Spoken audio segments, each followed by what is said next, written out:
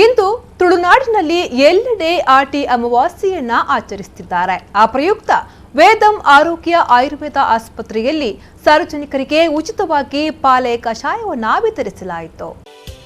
ಹೌದು, ಇಂದು ಆಟಿ ಅಮಾವಾಸ್ಯೆ.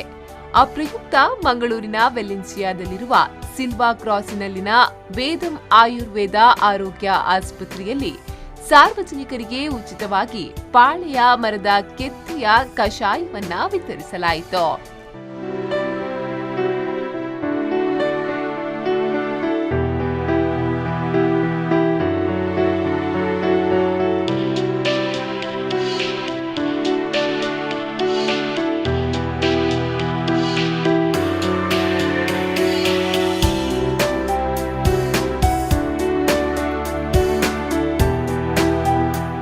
ಸಂದರ್ಭ ಆಸ್ಪತ್ರೆಯ ಡಾಕ್ಟರ್ ಸಚಿನ್ ನಡ್ಕ ಮಾತನಾಡಿ, ತುಳುನಾಡಿನ ಸಂಸ್ಕೃತಿಯಂತೆ ಪ್ರತಿ ವರ್ಷ ಆಟಿ ಅಮಾವಾಸ್ಯೆಯಂದು ಪಾಲೆಯ ಕಷಾಯವನ್ನ ಕುಡಿಯಬೇಕು.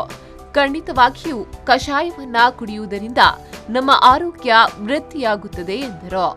ಪ್ರತಿ ವರ್ಷ ತರ ಈ ಆಟಿ ಅಮಾವಾಸ್ಯೆ ಬಂದಾಗ ನಾವು ಒಂದು ತುಳುನಾಡಿನ ಸಂಸ್ಕೃತಿ ಪ್ರಕಾರ ನಾವು ಆಟಿ ಅಮಾವಾಸ್ಯೆ ದಿವಸ ಈ ಆಲದ ಮರದ ಕಷಾಯವನ್ನು ನಾವು ಕುಡಿತೇವೆ.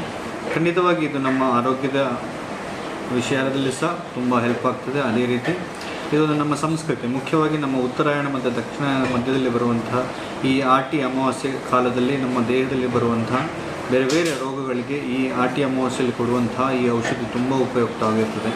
ಮುಖ್ಯವಾಗಿ ಈ ಸೀಸನಲ್ಲಿ ಬರುವಂಥ ಕಾಯಿಲೆಗಳು, ಸ್ಪೆಷಲಿ ಈ ಮಳೆ ಬರುವಾಗ ನಮ್ಮ ದೇಹದಲ್ಲಿ ಬೇರೆ ಬೇರೆ ರೋಗಾಣುಗಳು, ಜಂತುಗಳು ನಮ್ಮ ಹೊಟ್ಟೆಯಲ್ಲಿರೋ ಕಾರಣ ಆ ಕಾಲದಲ್ಲಿ ನಾವು ಈ ಔಷಧಿಯನ್ನು ತಗೊಂಡ್ರೆ ತುಂಬ ಪ್ರಯೋಜನ ಆಗಿರುತ್ತೆ.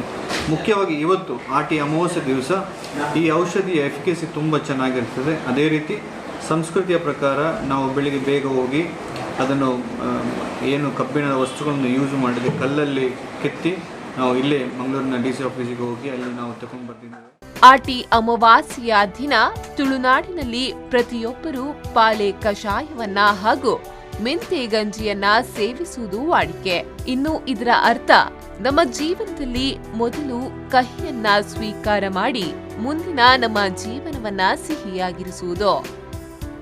ಶರತ್ ಸಾಲಿಯಾನ್, B4 News 24/7 ಮಂಗಳೂರು.